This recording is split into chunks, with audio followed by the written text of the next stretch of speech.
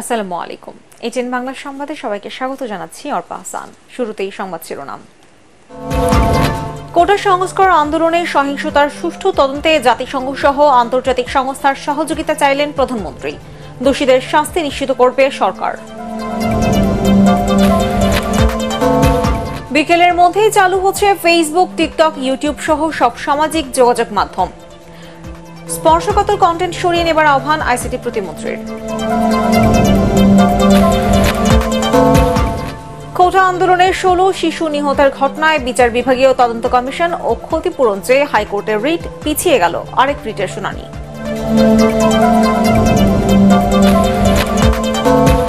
এবং ফিলিস্তিনি সশস্ত্র গোষ্ঠী হামাসের প্রধান ইসমাইল হানিয়া ও দেহরক্ষীকে ইরানে হত্যা। ইসরায়েলকে দায়ী করছে হামাস, প্রতিশোধ নেবার ঘোষণা। শুনছিলেন সংবাদ শিরোনাম, এবারে বিস্তারিত। কোটা সংস্কার আন্দোলনকে ঘিরে সহিংসতার সুষ্ঠু তদন্তে জাতিসংঘ সহ আন্তর্জাতিক সংস্থার সহযোগিতা চেয়েছেন প্রধানমন্ত্রী শেখ হাসিনা।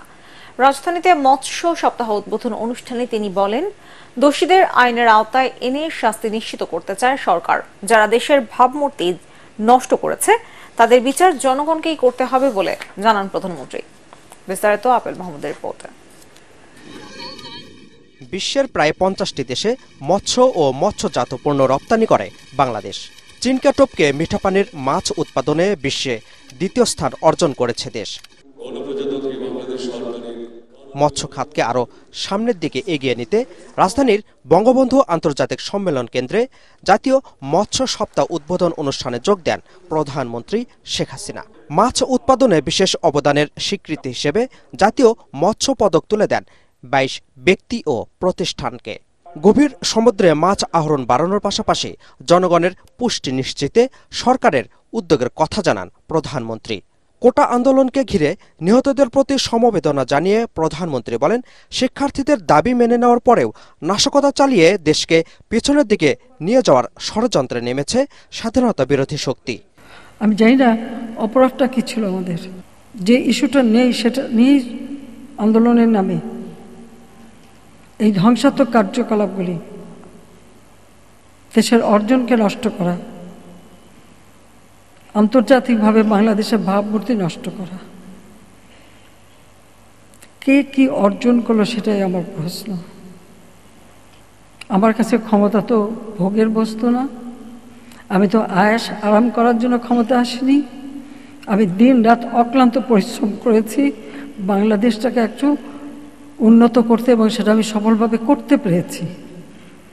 আজকে বাংলাদেশ বিশ্ব উন্নয়নের রোল মডেল, সেই মর্যাদাটাকে কেন নষ্ট করা হলো সেটা বিচারের ভার আমি আপনাদের কাছে, দেশবাসীর কাছেই দিচ্ছি। নাশকতায় জড়িতদের সাজা নিশ্চিত করতে বিচার বিভাগীয় তদন্ত কমিশনে বিচারপতির সংখ্যা বাড়ানো হয়েছে বলেও জানান তিনি।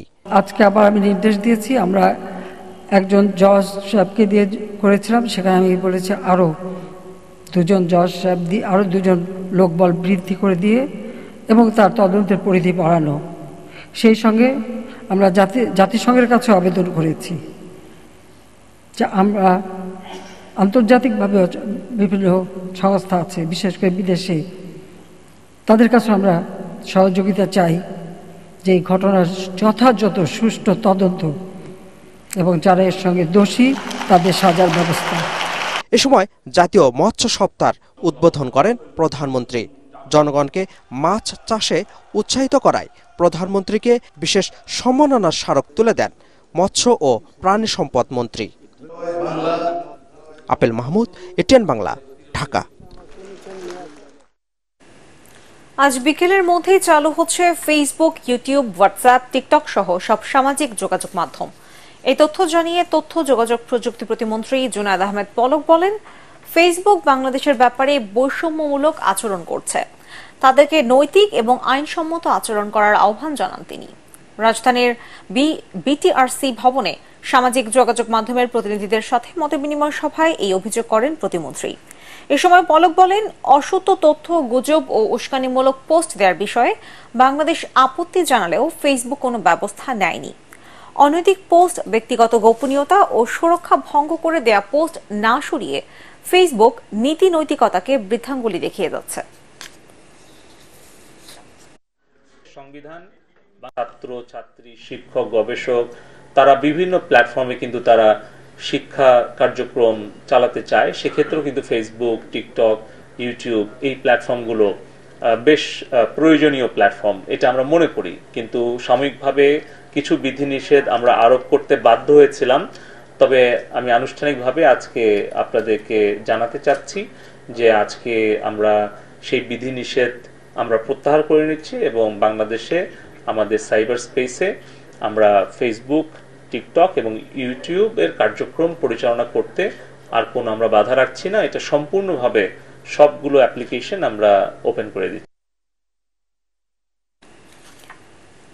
সাম্প্রদায়িক অপশক্তি নতুন করে তাণ্ডব চালিয়ে দেশকে অকার্যকর বানানোর ষড়যন্ত্র করছে বলে মন্তব্য করেছেন আওয়ামী লীগ সাধারণ সম্পাদক ওবায়দুল কাদের।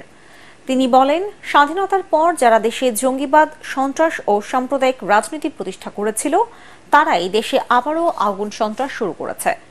রাজধানীর বঙ্গবন্ধু এভিনিউয়ে দলের কেন্দ্রীয় কার্যালয়ের সাবেক ছাত্রলীগ নেতাদের সাথে মতবিনিময় অনুষ্ঠানের শুরুতে ওবায়দুল কাদের এসব কথা বলেন। এ সময় সাবেক ছাত্রলীগ নেতারা বিশৃঙ্খলা সৃষ্টি করলে সভা পণ্ড হয়ে যায়। তাদের মারমুখী আচরণে অনুষ্ঠান বর্জন করেন সাংবাদিকরা। পরিস্থিতি সামাল দিতে আওয়ামী লীগ সাধারণ সম্পাদক সহ কেন্দ্রীয় নেতারাও সভাস্থল ত্যাগ করেন। শক্তি স্বাধীনতা বিরোধী, মুক্তিযুদ্ধ বিরোধী, গণতন্ত্র বিরোধী এই অপশক্তিকে যে কোনো মূল্যে আমাদের প্রতিরোধ করতে হবে।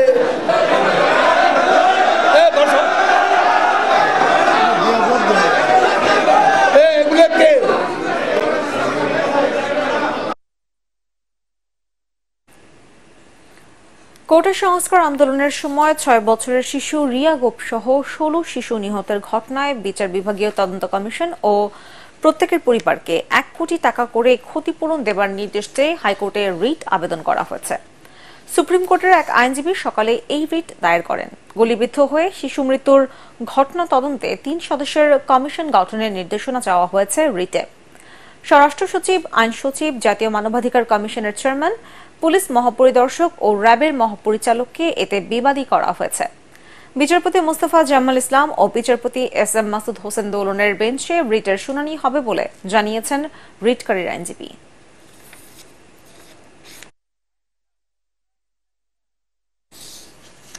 এদিকে শিক্ষার্থীদের আন্দোলনে সরাসরি গুলি না চালানো ও ডিবি পুলিশের হেফাজতে থাকা বৈষম্য বিরোধী ছাত্র আন্দোলনের 6 সমন্বয়কের মুক্তির নির্দেশনা চেয়ে করা রিটের শুনানি পিছিয়েছে।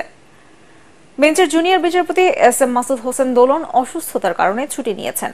এ কারণে আজ শুনানি হচ্ছে না। বিচারপতি মোস্তফা জামান ইসলাম ও বিচারপতি এস.এম. মাসুদ হোসেন দোলনের হাইকোর্ট বেঞ্চে আজ রিট আবেদনটি শুনানির দিন ধার্য ছিল। এর আগে সুপ্রিম কোর্টের 2 আইনজীবী রিট আবেদনটি দায়ের করেন।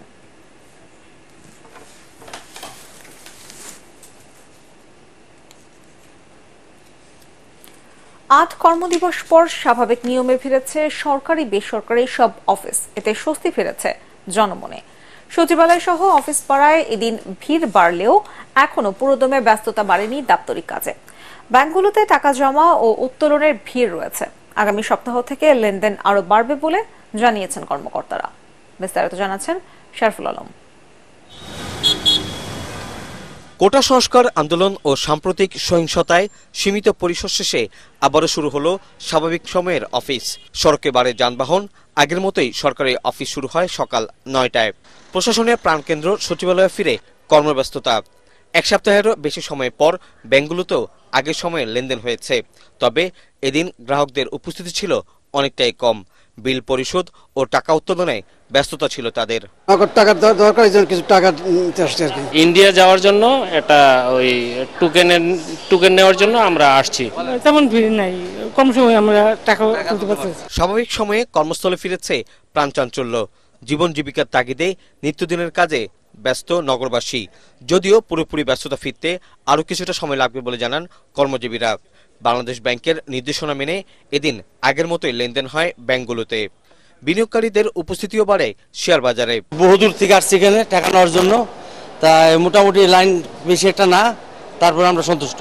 আমি ট্রেজারি বন্ড কেনার জন্য এসেছি এবং সুন্দরভাবে কার্যক্রমটা আমার সম্পন্ন হয়েছে। প্রায় ৮ কর্মদিবস পরে আজকে থেকে ফুল ফেজে আবার ব্যাংকিং শুরু হলো। তো আমরা এই সময়ের ভিতরে আমাদের যে ধরনের প্রচলিত সেবা আছে সবগুলো সেবাই আমরা দিয়ে থাকি। সময় কম ছিল অভিগত কয়েকদিন, তো টাকা উত্তোলন এবং জমা এই দুইটা কাউন্টারের ভিড়টা একটু বেশি। কোটা সংস্কার আন্দোলনকে ঘিরে সহিংসতায় উদ্ভূত পরিস্থিতিতে গত সপ্তাহে কারফিউ জারির পাশাপাশি 3 দিন সাধারণ ছুটি ঘোষণা করা হয়। পরে ধীরে ধীরে পরিস্থিতি স্বাভাবিক হতে শুরু করায় সময় কমিয়ে খুলে দেওয়া হয় অফিস আদালত। শরফুল আলম, ATN বাংলা, ঢাকা।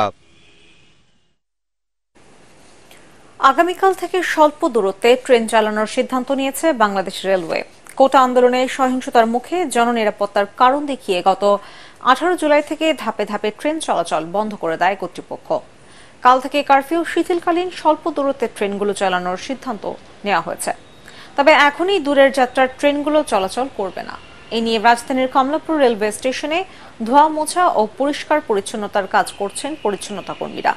এছাড়া রেল লাইনের কোনো অংশে কোনো সমস্যা বা বিচ্যুতি হয়েছে কিনা তা পর্যবেক্ষণ করে দেখা হচ্ছে।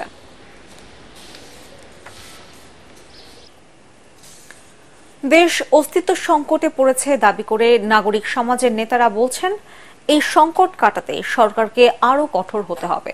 জাতীয় প্রেস ক্লাবে সম্মিলিত নাগরিক সমাজের উদ্যোগে আয়োজিত আলোচনা সভায় অর্থনীতিবিদ ডক্টর কাজী খলিকুজ্জামান আহমেদ বলেন, কোটা আন্দোলনকারীদের যারা ধ্বংসের পথে পরিচালনা করছে তাদের গোড়া থেকে নির্মূল করতে হবে। জামায়াতকে নিষিদ্ধ করার পাশাপাশি তাদের অঙ্গ সংগঠন ও ব্যবসায়িক প্রতিষ্ঠানগুলোকেও বন্ধ করার পরামর্শ দেন তিনি।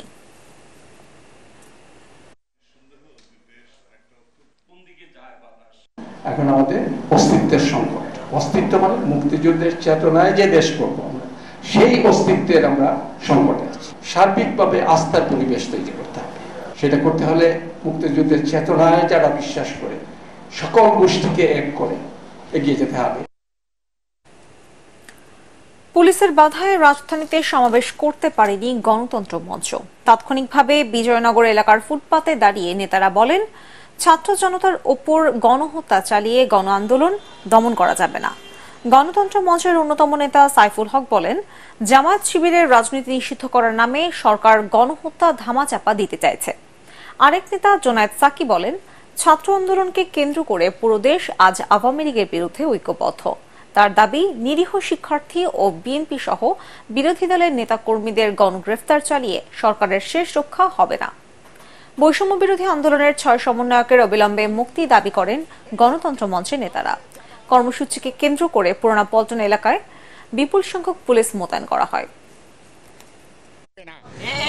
এই দেশের 53 বছরের ইতিহাসে সমস্ত রাষ্ট্র শক্তিকে ব্যবহার করে আমাদের সন্তানদেরকে, আমাদের শিশু সন্তানদেরকে এইভাবে হত্যা করার কোনো নজির, বাড়িতে গুলি করে হত্যা করার কোনো নজির আমরা দেখিনি। ইতিমধ্যেই দেশের মানুষ, ছাত্র তরুণরা সরকারকে তারা গুড বাই তারা জানিয়ে দিয়েছেন। এখন সরকার টিকে আছে কেবলমাত্র প্রশাসনের উপরে তারা নির্ভর করে রাজনৈতিকভাবে এটাকে সমাধান করেন। পদত্যাগের মধ্য দিয়ে অন্তর্বর্তী সরকারের অধীনে একটা গ্রহণযোগ্য নির্বাচনের পথ এখন আপনারা তৈরি করতে পারেন। ফিলিস্তিনের স্বাধীনতাকামী সশস্ত্র গোষ্ঠী হামাসের প্রধান ইসমাইল হানিয়া ও তার দেহরক্ষী ইরানে নিহত হয়েছেন। রাজধানী তেহরানে একটি আবাসস্থলে তাদের হত্যা করা হয় বলে জানিয়েছে দেশটির রাষ্ট্রীয় গণমাধ্যম। ইরানের নতুন প্রেসিডেন্ট মাসুদ পেজেশকিয়ানের শপথ অনুষ্ঠানে যোগ দিতে হামাস নেতা ইসমাইল হানিয়া তেহরানে অবস্থান করছিলেন। এই হত্যাকাণ্ডের জন্য ইসরায়েলকে দায়ী করেছে হামাস। হানিয়ার মৃত্যু ফিলিস্তিনি স্বাধীনতাকামী সংগঠনটির জন্য একটি বড় ধাক্কা। আরো জানাচ্ছেন শরীফুল ইসলাম। দখলদার ইসরায়েলদের হাত থেকে ফিলিস্তিনকে রক্ষায় নানা সংগ্রাম করে আসছিলেন হামাস নেতা ইসমাইল হানিয়া। এজন্য কাতার, ইরান সহ মুসলিম দেশগুলোর শীর্ষ নেতাদের সঙ্গে করেছেন বহুদিন দরবার, কিন্তু শেষ রক্ষা হলো না এই যোদ্ধার। দুদিন আগেই কাতার থেকে ইরানে গিয়েছিলেন ইসমাইল হানিয়া। উদ্দেশ্য ছিল ইরানের নতুন প্রেসিডেন্টের শপথ অনুষ্ঠানে যোগ দেবেন, কিন্তু তেহরানের একটি আবাসিক ভবনে অবস্থানকালে তাকে এবং তার দেহরক্ষীকে হত্যা করা হয় বলে জানিয়েছে ইরানের বিপ্লবী গার্ড। তবে কিভাবে এই হামলা হয়েছে বিস্তারিত জানায়নি ইরান সরকার। ইসমাইল হানিয়া হামাসের রাজনৈতিক শাখার প্রধানের পদে থাকলেও তাকেই বলা হয় এই গোষ্ঠীর শীর্ষ নেতা। ৮০ দশকে হামাসের উত্থানকালে ফিলিস্তিনি সুন্নি মুসল্লিদের এই রাজনৈতিক ও সামরিক আন্দোলনের সামনের কাতারে ছিলেন ইসমাইল হানিয়া। ১৯৮৯ সালে তাকে ৩ বছরের কারাদণ্ড দেয় ইসরায়েল। এরপর ১৯৯২ সালে আরও কয়েকজন হামাস নেতার সঙ্গে হানিয়াকে ইসরায়েল ও লেবানন সীমান্তের শূন্য রেখায় ছেড়ে দেয় ইসরায়েল কর্তৃপক্ষ। ১ বছর নির্বাসনে থাকার পর গাজায় ফেরেন হানিয়া।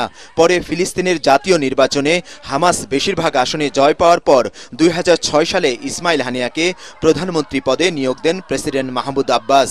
কিন্তু সপ্তাহব্যাপী রক্তক্ষয়ী সংঘাতের পর প্রধানমন্ত্রীর পদ থেকে তাকে সরিয়ে দেওয়া হয়। পরে ২০১৭ সালে ইসমাইল হানিয়া হামাসের রাজনৈতিক ব্যুরোর প্রধান নির্বাচিত হন। পরের বছর ইসমাইল হানিয়াকে সন্ত্রাসী তকমা দেয় যুক্তরাষ্ট্রের পররাষ্ট্র দপ্তর। ২০১৯ সাল থেকে কাতারে অবস্থান করছিলেন ফিলিস্তিনের স্বাধীনতাকামী সংগঠন হামাসের এই শীর্ষ নেতা। শরীফুল ইসলাম, এটিএন বাংলা। জয়পুরহাটের সড়ক নির্মাণে নিম্নমানের ইট ও মাটিযুক্ত বালু ব্যবহার সহ নানা অনিয়মের অভিযোগ উঠেছে ঠিকাদারি প্রতিষ্ঠানের বিরুদ্ধে। নিয়মের তোয়াক্কা না করে মাটিযুক্ত বালু ব্যবহার করায় বৃষ্টিতে সড়কে জলাবদ্ধতা ও কাদা সৃষ্টি হচ্ছে। এতে চরম ভোগান্তিতে কয়েক গ্রামের হাজারো মানুষ।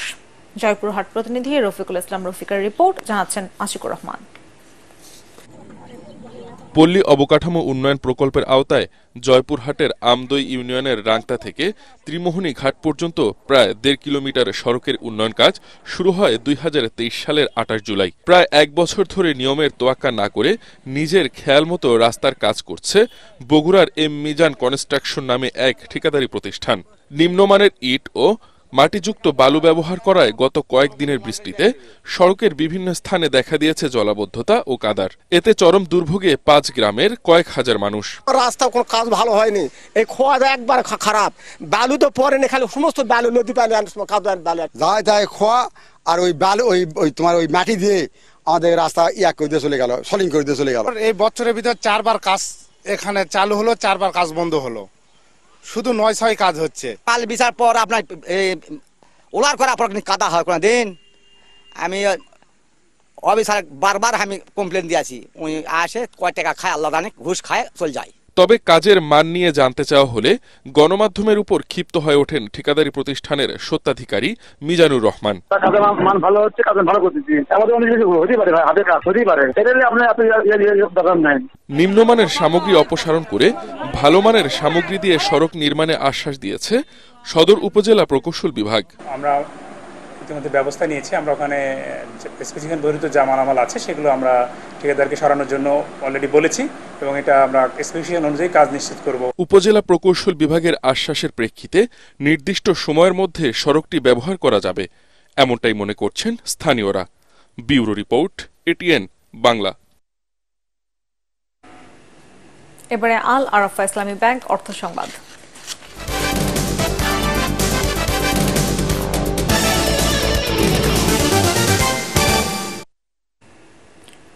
কিশোরগঞ্জের ভৈরবে এবছর ব্যাপক হারে পাট চাষ হয়েছে, উৎপাদনও হয়েছে বেশ ভালো। পাট কাটা, পানিতে পচানো, আঁশ ছাড়ানো সহ পাট শুকাতে ব্যস্ত চাষিরা, কিন্তু বাজারে পাটের ন্যায্য দাম না থাকায় বিপাকে স্থানীয় পাট চাষি ও ব্যবসায়ীরা। এতে কমে যাচ্ছে পাটের আবাদ। ভৈরব প্রতিনিধি তহিন মোল্লার রিপোর্ট, জানাচ্ছেন তামান্না জানিফার। ভৈরবে পাটের উৎপাদন ও আবাদের লক্ষ্যমাত্রা অর্জিত হলেও হাসি নেই স্থানীয় পাট চাষিদের মুখে। বাজারে উৎপাদিত পাটের ন্যায্য মূল্য না পাওয়ায় হতাশ কৃষকরা। চলতি মৌসুমে ভৈরবে পাটের আবাদের লক্ষ্যমাত্রা নির্ধারণ করা হয় ৮৫০ হেক্টরে। আবহাওয়া অনুকূলে থাকায় ৯৫০ হেক্টর জমিতে পাটের আবাদ হয়েছে। প্রতি বিঘা জমিতে পাট উৎপাদনে খরচ প্রায় ১২ থেকে ১৩ হাজার টাকা, আর প্রতি বিঘায় পাট উৎপাদন হয় ৮ থেকে ১০ মণ। ফলে লোকসানের মুখে কৃষকরা। আমরা এই বছর পাট করিয়া ৫০০০ টাকা খরচ, এই খরচ বেতনের আগে ৫০০০ টাকা, এই বছর আমরা লাভ নাই, লুস কারণ নয়। আর তুই গরিব ভাবি বেতন লাগে ১০০০ টাকা, বেতন লাগে এবার আর করবো না, শেষ এবারে গেছি। ঘরে ঘরে আগে পাট ছিল, করছিল, ঘরে ঘরে আসছিল, কিন্তু কইরা মনে করেন এই লস। কামলার বেতন ৬০০-৭০০ টাকা লস, আমরা পড়তাও না, মানে নাইলা করে আমরা একদম মরে দিতেছি। চাষিরা জানান বছরের এই সময় পাট কেনার জন্য পাইকাররা বাড়ি বাড়ি গিয়ে ধর্ণা দিলেও এবার তাদের দেখাই মিলছে না। পাট ক্রয়ের ক্ষেত্রে সরকারের কোনো সুষ্ঠু নীতিমালা ঘোষিত না হওয়ায় পাটের বাজার নিয়ন্ত্রিত হচ্ছে ক্রেতাদের একক সিদ্ধান্তের ওপর। ফলে ন্যায্য মূল্য থেকে বঞ্চিত হচ্ছেন সাধারণ চাষিরা। 600-700 লুজ কামলা লয়ে সেটা গিরস্তে তো পড়তে বনে না। যদি আমরা এই দর না পাই তা আমরা ফলাফল নিয়ে কি হামো। সরকারের যে প্রতিশ্রুতি দিছেন এটা তো আর আমরা এখন পাইলাম না। কৃষকদের দাবি, পাট চাষীদের উৎসাহিত করার লক্ষ্যে সরকারের গৃহীত বিভিন্ন পদক্ষেপের কারণেই তারা পাট চাষে উৎসাহিত হয়েছিলেন। চেষ্টা করছি যে কিভাবে কৃষক ভাইদের এক্ষেত্রে আগ্রহ সৃষ্টি করা যায়। আমরা আশা করছি যে পাটের দামটা যদি ভালো পায় তাহলে অনেক আধুনিক নতুন নতুন জাত বের হয়েছে, যেটা আবাদ করলে কৃষক ভাইরা লাভবান হবেন। শুধু আশ্বাস নয়, পাটের সোনালী অতীত ফিরে পেতে কৃষি বিভাগের পাশাপাশি সরকারি বরাদ্দ বাড়িয়ে সব কৃষককে সহযোগিতার আওতায় আনার দাবি এ অঞ্চলের কৃষকদের। Bureau report, ATN Bangla. এবারে আন্তর্জাতিক সংবাদ।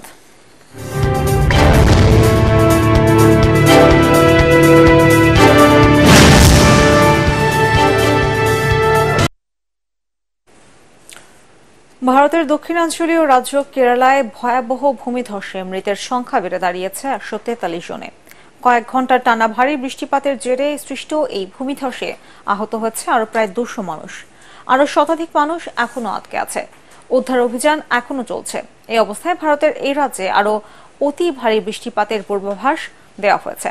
এছাড়া রাজ্যটির বেশ কিছু জেলায় রেড অ্যালার্টও জারি করা হয়েছে। আজ এক প্রতিবেদনে এসব তথ্য জানিয়েছে ভারতীয় সংবাদ মাধ্যম NDTV। সংবাদ মাধ্যমটি বলছে, গতকাল প্রবল বৃষ্টির মধ্যে কেরালার ওয়ানাদ জেলায় ধারাবাহিক ভূমিধসের ফলে কমপক্ষে 143 জন মারা গেছে, আরো প্রায় 186 জন আহত হয়েছেন।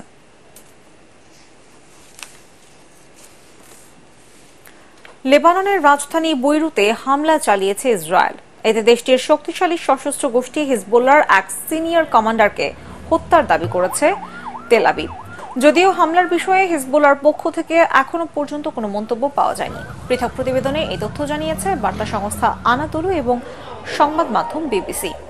ব্রিটিশ এই সংবাদ মাধ্যমটি বলছে, লেবাননের রাজধানী বৈরুতে দক্ষিণ উপকণ্ঠে হামলা চালিয়েছে হিজবুল্লাহর এক শীর্ষ কমান্ডারকে হত্যা করার দাবি করেছে ইসরায়েল। লেবাননে ইরানপন্থী এই সশস্ত্র গোষ্ঠীর শক্ত ঘাঁটি দাহিয়া শহরে বিস্ফোরণে অন্তত 1 জন নিহত ও আরো বেশ কয়েকজন আহত হয়েছে। ইসরায়েলি সামরিক বাহিনী বলেছে, ফুয়াদ শুকর নামের এক সিনিয়র হিজবুল্লাহ কমান্ডারকে গোয়েন্দা তথ্যের ভিত্তিতে নির্মূল করার লক্ষ্যে যুদ্ধ বিমান দিয়ে হামলা করা হয়। জানাবো পার্টিক্স খেলার খবর।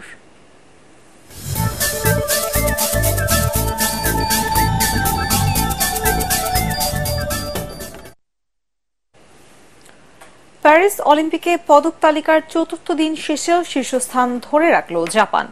7টি স্বর্ণসহ 13টি পদক পেয়েছে এশিয়ার দেশটি। 6 সোনাসহ 13 মেডেল নিয়ে তালিকায় দ্বিতীয়তে এশিয়ার আরেক দেশ চীন। যুক্তরাষ্ট্রের অবস্থান 6-এ। মঙ্গলবার দিনের শেষ ইভেন্ট 4x200 মিটার ফ্রিস্টাইল রিলেতে প্রথম স্থান দখল করে গ্রেট ব্রিটেন। এই নিয়ে টোকিওর পর প্যারিস টানা 2 অলিম্পিকেই এই ইভেন্টে স্বর্ণ নিজেদের করে নিল ব্রিটেন। পদক তালিকায় চীন দ্বিতীয় আর অস্ট্রেলিয়া আছে 3-এ। ইউক্রেনকে 2-0 গোলে হারিয়ে অলিম্পিক ফুটবলের কোয়ার্টার ফাইনালে উঠেছে আর্জেন্টিনা। শুরু থেকেই বল দখল আর আক্রমণে এগিয়ে থাকে আকাশী সাদা জার্সিধারীরা, কিন্তু প্রতিপক্ষের ডি বক্সে গিয়ে খেই হারাতে থাকেন আর্জেন্টিনার ফুটবলাররা। তাতে প্রথমার্ধ শেষ হয় গোল শূন্যতে। দ্বিতীয়ার্ধের 2 মিনিটের মধ্যে দুবারের অলিম্পিক জয়ীদের এগিয়ে দেন থিয়াগো আলমাদা। এরপর ব্যবধান বাড়ানোর চেষ্টা করে মাচেরানোর শিষ্যরা। ইনজুরির সময়ে অ্যাচিভিরের গোলে জয় নিশ্চিত হয় আর্জেন্টিনার। তাতে গ্রুপ রানার্স আপ হয়ে শেষ 8 নিশ্চিত করেছে দলটি।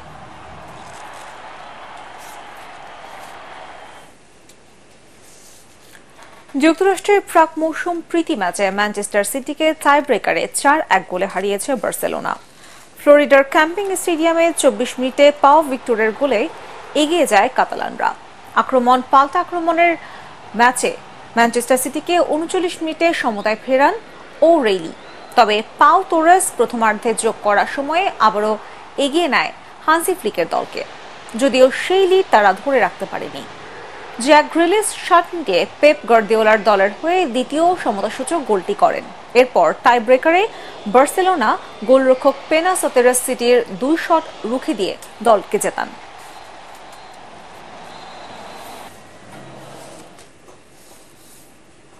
শেষ করার আগে সংবাদ শিরোনাম জানাবো আরেকবার। কোটা সংস্কার আন্দোলনে সহিংসতার সুষ্ঠু তদন্তে জাতিসংঘ সহ আন্তর্জাতিক সংস্থার সহযোগিতা চাইলেন প্রধানমন্ত্রী। দোষীদের শাস্তি নিশ্চিত করবে সরকার।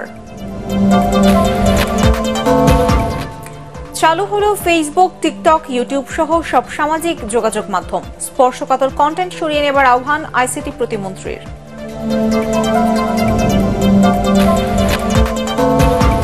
কোটা আন্দোলনে 16 শিশু নিহতের ঘটনায় বিচার বিভাগীয় তদন্ত কমিশন ও ক্ষতিপূরণ চেয়ে হাইকোর্টে রিট। পিছিয়ে গেল আরেক রিটের শুনানি।